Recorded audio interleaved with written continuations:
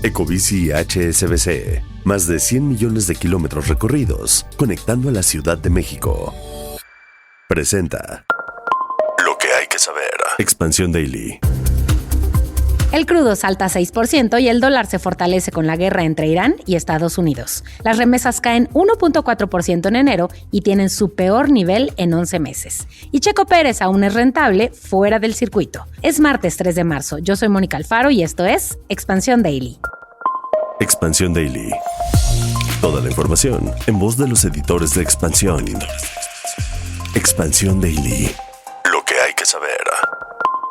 Te doy la bienvenida a este episodio de Expansión Daily. Es el momento ahorita mismo para que actives las notificaciones de este podcast en la plataforma que nos escuches para que estés al tanto de toda la información que está ruda. Hoy está conmigo Pati Tapia, reportera de Economía en Expansión. Pati, ¿cómo te pinta el martes? Hola, Mon, pues movido y creo que se está poniendo muy energético este asunto.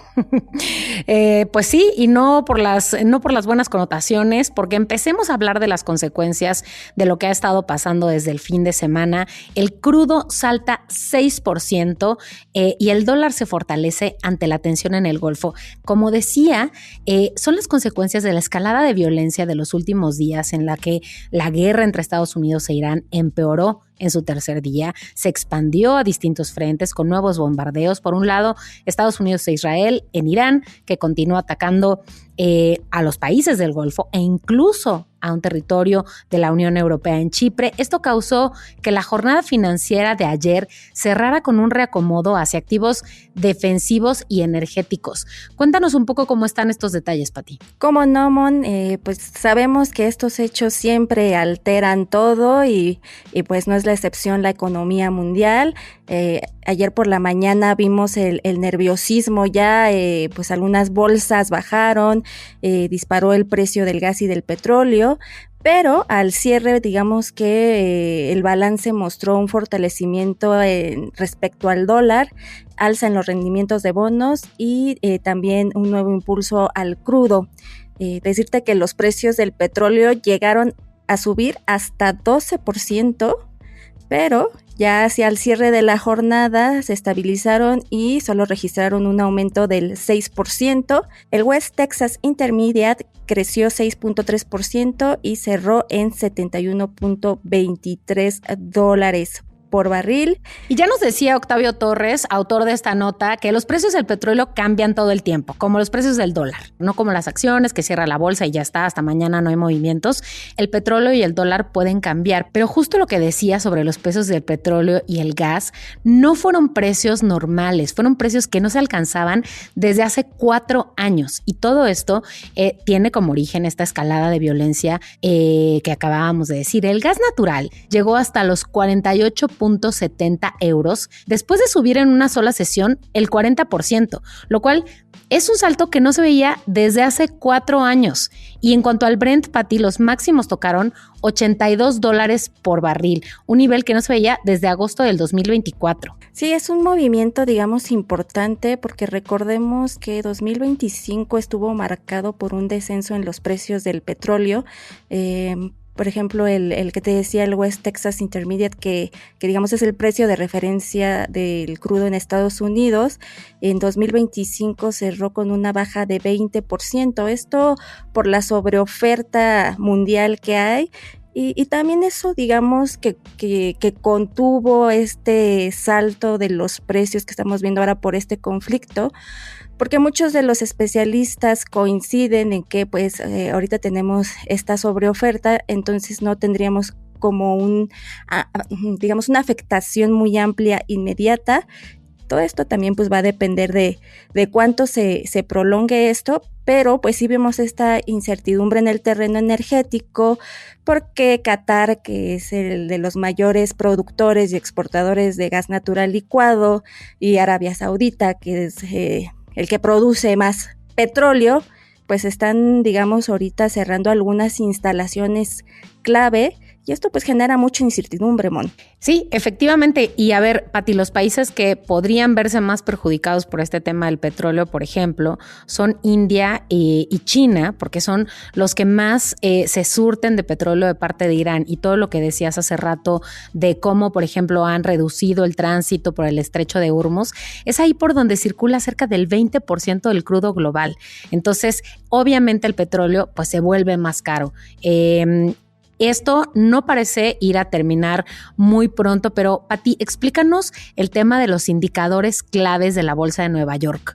¿Cómo cerraron? Mira, digamos que las principales bolsas cerraron con resultados positivos. El Nasdaq avanzó 0.36%, el S&P 500 ganó 0.04% y el Dow Jones subió 0.15%. Aquí el analista de Edward Jones, Ángelo Curcafas, explicó que durante los últimos 15 años los inversionistas estadounidenses pues han aprendido a no reaccionar de forma exagerada a grandes titulares geopolíticos, ¿no? Pero aquí sí vemos un contraste, ¿no? Porque aquí en lo local el mercado mexicano, el principal índice de la Bolsa Mexicana de Valores, su principal índice cayó 1.09% y se ubicó por debajo de los 71,000 puntos. Aquí analistas de Banco Base pues explican los 3 factores detrás de este nerviosismo, que es lo que te comentábamos, la posibilidad de una guerra regional prolongada, que Trump dijo que duraría 4 semanas y luego tal vez un poco más, ya no sabemos. Esperemos que sí sea muy acotada, porque pues sí vamos a empezar a ver afectaciones más graves si esto se prolonga. Y otro riesgo que dice Banco Base son las disrupciones en cadenas energéticas y el tercero es el impacto inflacionario que puede frenar el ciclo de recortes de tasas de interés. Y esa es la razón un poco por la que los ataques que estamos viendo de Estados Unidos a Israel sobre Irán afectan el tipo de cambio en México, porque uno pensaría que tiene que ver una cosa con otra, justo por estas 3 razones que acabas de mencionar. Ok, Pati, y a ver, vamos a cerrar esta nota con que nos expliques, bueno, uno, cómo cerró el tipo de cambio y por qué es que los ataques que estamos viendo afectan al tipo de cambio en México. Sí, mira, el peso cerró en 17.31 unidades por dólar. Esto significó una depreciación de 0.50% y lo mismo, ¿no? Que con el mercado de valores, pues tiene que ver mucho con el nerviosismo y a comparación del dólar que se fortaleció, pues digamos que México, el peso mexicano es una moneda emergente y lo que buscan los inversionistas ahorita es pues cosas más seguras, ¿no? Entonces el dólar sigue siendo una divisa más segura, así como el oro, Mon. Uh-huh. Y justo en este contexto del conflicto entre Estados Unidos e Israel contra Irán, la presidenta Sheinbaum criticó a la ONU porque dice perdió fuerza y dejó de cumplir su labor. Dijo que la ONU debe recuperarse en términos de política diplomática, porque obviamente es una pieza clave en esa circunstancia, y que la situación pues es triste y no es un asunto de si uno está de acuerdo con un régimen o con otro, porque al final quien sufre es la población civil. Y ahora hablemos de un indicador económico muy importante para México, que son las remesas, que cayeron. A ver, van los detalles. Las cifras del Banco de México nos dicen que los mexicanos que viven en el extranjero mandaron cerca de 4,590 millones de dólares en remesas durante enero de este año. Y bueno, esto es mucho, es poco, es 13.5% menos en comparación de diciembre, o sea, bastante menos. Y si lo comparamos con enero del año pasado, es 1.4 menos también. Y aquí pues la explicación es sencilla, Mon. La caída en la monta de las remesas coincide con el menor número de envíos de dinero que se hacen.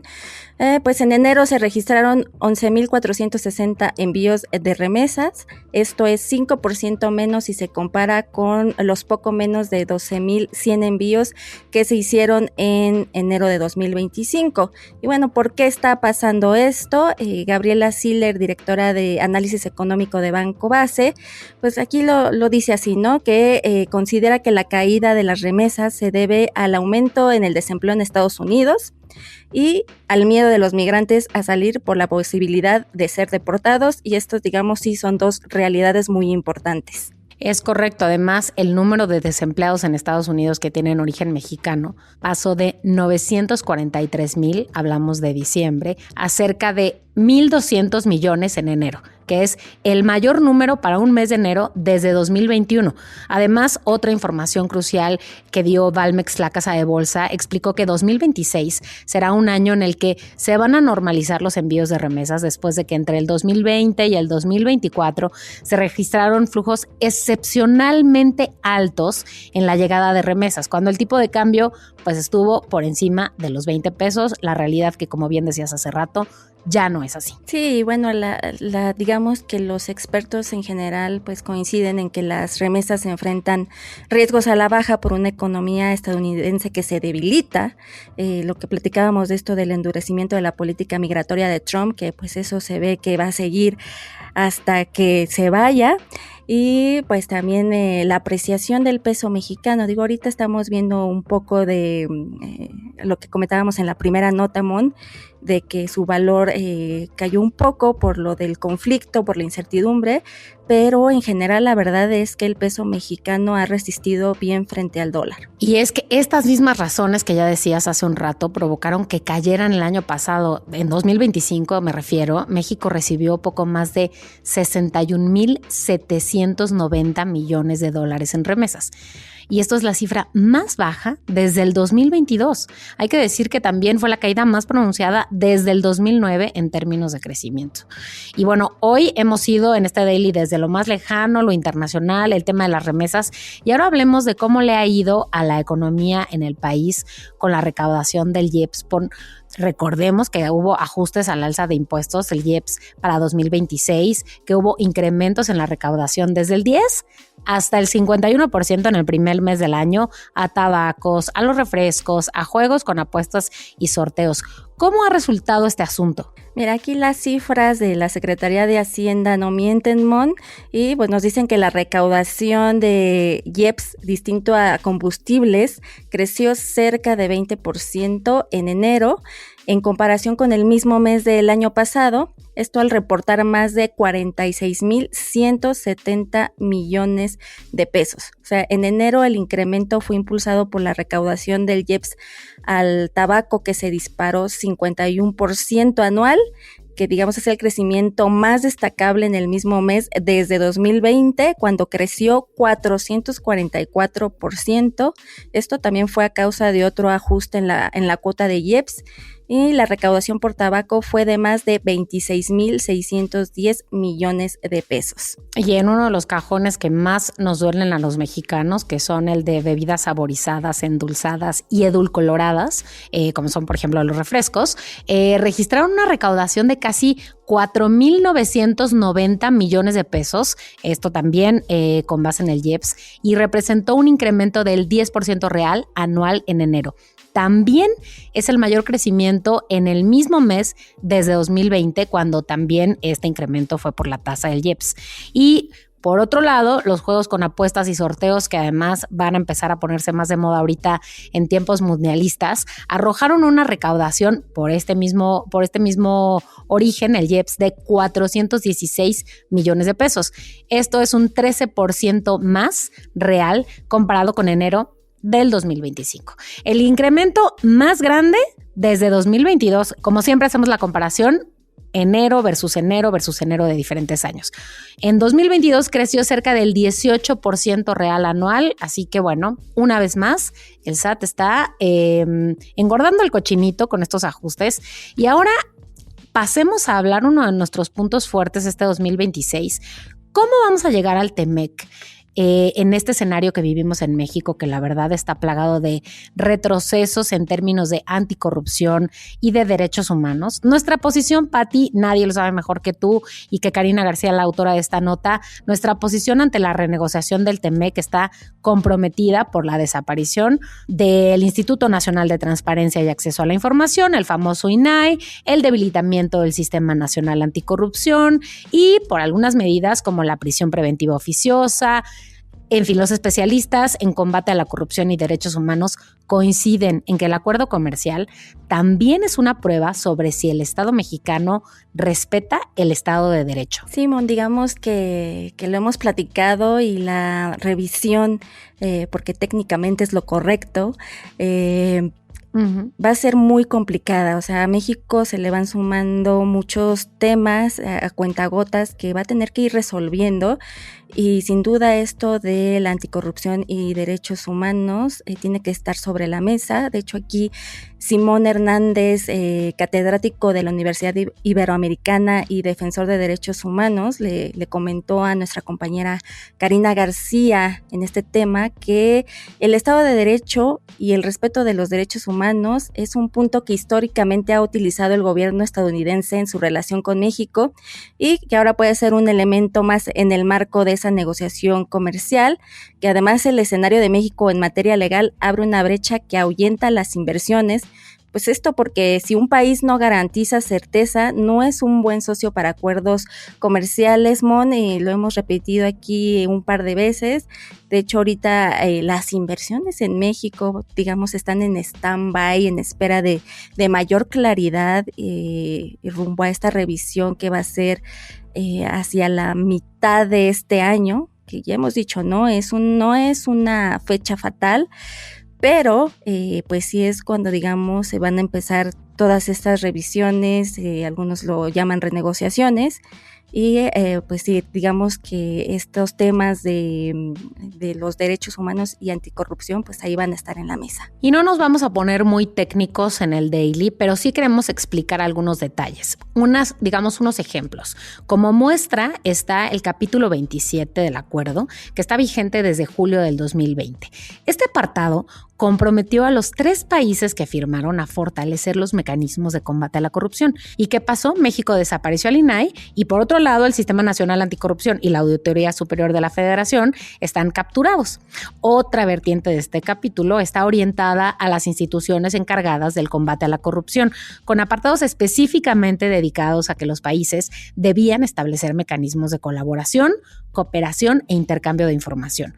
Pero 5 de las 6 instituciones anticorrupción mexicanas registran reducciones de presupuesto. Entonces, pues esas cosas no van como de la mano con lo que se ha acordado. Además, hay que considerar que hay desafíos en la integridad de los funcionarios públicos, que los mecanismos que permiten la rendición de cuentas pues no se han visto realmente fortalecidos. Tenemos una dependencia del Ejecutivo, la Secretaría Anticorrupción y Buen Gobierno, que no es autónoma, y eso por supuesto tiene impactos en la calidad de la información y en los niveles de transparencia. Sí, digamos que se enfrenta a un escenario complejo, porque también hay que sumar a todo esto que nos platicaste, Mon, las deficiencias operativas, ya que desde marzo del 2025, cuando desapareció el INAI, se reportaron problemas de la Plataforma Nacional de Transparencia, y luego siguió un limbo institucional, ya que las solicitudes de transparencia en los 3 poderes se suspendieron hasta junio por la transición. Entonces, pues ahí tenemos un hueco muy importante. Y a ver, para entender mejor el origen de este tratado, les preparamos un episodio de Cuéntame de Economía sobre su evolución, porque recordemos que cuando se creó, el presidente Trump dijo que era, estoy citando, corrígeme si me equivoco, Pati, el mejor acuerdo comercial hecho por Estados Unidos. Así fue. Pero recientemente le llamó irrelevante. Bueno, entonces les vamos a dejar las ligas de este episodio para que recordemos el contexto, porque luego se nos olvida y el pasado es importante. Y entre todo este escenario convulso, hablemos de un personaje que es rentable aún fuera de su lugar principal. Aunque a veces parezca, no todo está perdido. Expansión Daily. Y hablamos del valor comercial de Checo Pérez, que no necesita presentación, no necesitamos decirles que es el piloto mexicano en la Fórmula 1. Es una máquina de hacer dinero, no solamente estando en la pista, porque hoy afuera de ella aparece usando apps, hablando de salud, mostrando su día a día, o sea, tomando el café viendo el cielo. O sea, ¿quién fuera él? Pero la verdad es que sí, ha construido una imagen muy redituable, y pues es que también acumula más de 10 millones de seguidores en Instagram. Esto es una cifra que para las marcas equivale a un medio propio de comunicación. O sea, ya nos está haciendo competencia, Mon. Y pues digamos que esto le te permita dejar de ser imagen publicitaria y convertirse en un canal de distribución de contenido. Sí, a ver, no solamente cosas de automovilismo. Farmacias del Ahorro lo muestra revisando pedidos desde el teléfono, supervisando entregas y asociando su método de trabajo con la promesa logística de la app, que, bueno, lo que busca es entregar productos en menos de una hora. Y está agarrando atributos que el público reconoce en él, como en el personaje, como constancia, precisión, preparación, traduciéndolo a otra cosa, que es comprar y resolver necesidades del día a día. Y sí, a ver, todo esto es estratégico. Pues la marca ya no usa al deportista como prueba de superioridad, sino como una referencia de comportamiento, porque el consumidor busca parecerse al checo en su forma de vida, y esto es lo que realmente pasa, digamos, con todos los influencers, con millones de seguidores, ¿no? De alguna forma inciden en patrones de consumo, Mon. Sí, se vuelven un referente como de estilo de vida, y lo que pasa con los consumidores es que dejamos de comprar el producto y compramos la posibilidad de parecernos a esa vida, lo que provoca que queramos imitar, genera consumo, y como aparece integrado a la vida cotidiana del personaje, pues deja de percibirse como un anuncio y parece una elección personal, y ahí vamos todos a comprar cosas. Pati, muchas gracias por estar hoy en el Daily. Muchas gracias a ti, Mon, y a todos los que nos escuchan. Y ya saben que toda la información de estos y otros temas están disponibles en expansión.mx, y leemos sus comentarios en las redes sociales de Expansión, @expansiónmx. Nos escuchamos mañana. Expansión Daily. Lo que hay que saber de lunes a viernes a las 6 de la mañana. Expansión Daily, un podcast de Expansión. Este episodio llega a ti gracias a rss.com, el podcasting hecho simple. Ecobici HSBC, más de 100 millones de kilómetros recorridos, conectando a la Ciudad de México. Presentó.